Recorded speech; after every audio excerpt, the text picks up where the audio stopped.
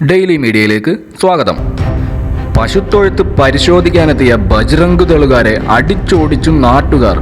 സംഭവത്തിൽ ഗ്രാമത്തലവൻ ധർമ്മേന്ദ്ര അടക്കം 100 ഗ്രാമീണർക്കെതിരെ പോലീസ് കേസെടുത്തു. ഡിസംബർ 24-നാണ് മുസഫർ നഗറിലെ ബദായികാല ഗ്രാമത്തിൽ 36 ബജ്രംഗ് ദളുകാരെ ഗ്രാമീണർ അടിച്ചത്. പരിക്കേറ്റ ഹിന്ദുത്വരെ വിവിധ ആശുപത്രികളിൽ പ്രവേശിപ്പിച്ചു.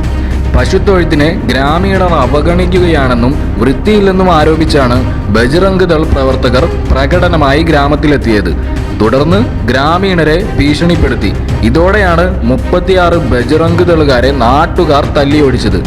ബജ്രംഗ് ദളുകാരെ ആക്രമിച്ചവർക്കെതിരെ ഭാരതീയ ന്യായ സംഹിതയിലെ 191, അതായത് കലാപം, 190 നിയമവിരുദ്ധ സംഘം ചേരൽ, 131 അക്രമം, 115 പരുക്കേൽപ്പിക്കൽ തുടങ്ങിയ വകുപ്പുകൾ പ്രകാരമാണ് കേസെടുത്തിരിക്കുന്നത്.